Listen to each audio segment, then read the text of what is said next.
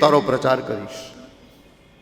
અને આજ સનતકુમારોને કહ્યું કે ગુરુદેવ જ્ઞાન વૈરાગ્યને જાગૃત કરવાનો ઉપાય અમને બતાવો. ત્યારે સનતકુમારોએ કહ્યું કે ભાગવતની કથામાં આ શક્તિ છે, એ જ્ઞાન વૈરાગ્યને જાગૃત કરી રહી છે. તો નારદજીએ કીધું કે ગુરુદેવ, મેં તો સાંભળ્યું છે કે ભાગવત છે એ વેદાંતને અનુસરે છે, વેદને અનુસરે છે. વેદ વેદાંત ઘોષેશ્ચ ગીતા પાઠેર મુહુર્મુહુર. વેદનો અર્થ એટલે ભાગવત. તો વેદનો પાઠ તો મેં કર્યો છે,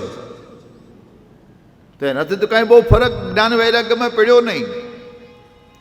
ત્યારે સનતકુમારોએ કહ્યું કે વેદમાં અને ભાગવતમાં, આ ભાગવત વેદને અનુસરે છે, પણ ફરક છે. કયો? ઇક્ષુણામપી મધ્યાંતમ, આ ફરક. શર્કરા ઇવ તિષ્ઠતિ, શેરડીમાં સાકર છે, શેરડીમાં સાકર છે. હા, શીરો બનાવવો હોય તો સીધી શેરડી નખાય? ના. ઇક્ષુણામપી મધ્યાંતમ શર્કરા ઇવ તિષ્ઠતિ. શેરડીમાં સાકર છે, કોઈ ઇનકાર ન કરી શકે. પણ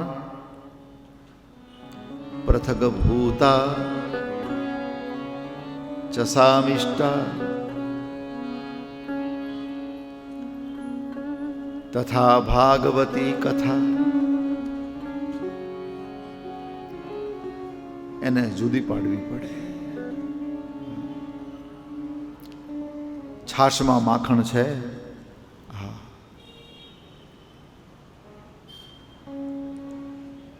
પણ શીરો બનાવવો હોય તો છાશ ન નખાય.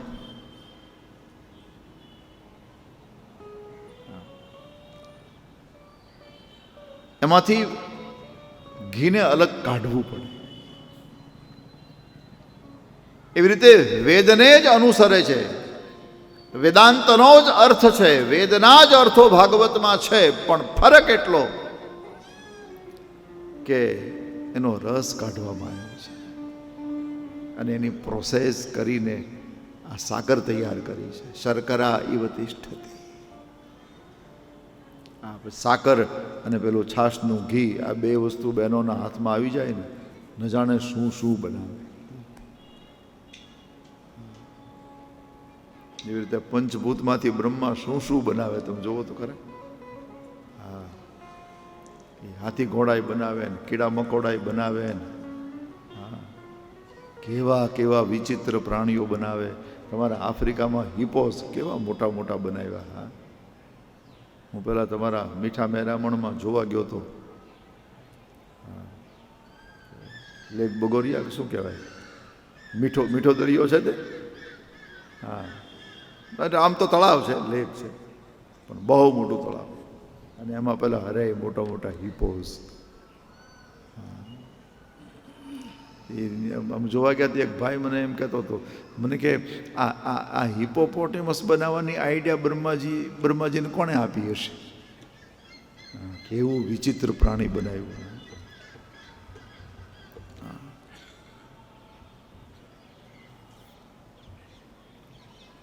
પાંચ ભૂતથી જેમ બ્રહ્મા સૃષ્ટિ રચે એમ આ બહેનોને પાંચ વસ્તુ આપો ને, ઘી, ગોળ, લોટ, હા, અગ્નિ અને વાસણ.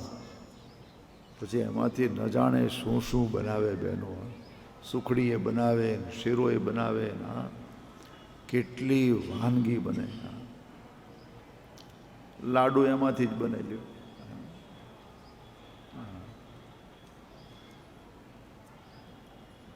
બધું બનાવે, પણ મૂળ વસ્તુથી એ વસ્તુ નથી બનતી.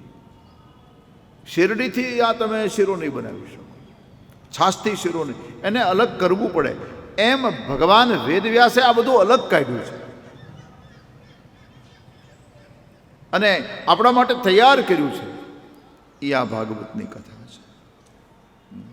ઇદમ ભાગવતમ નામ પુરાણમ બ્રહ્મ સંમિતમ ભક્તિ જ્ઞાન વિરાગાણામ સ્થાપનાય પ્રકાશિતમ. તો આવી ભાગવતની કથા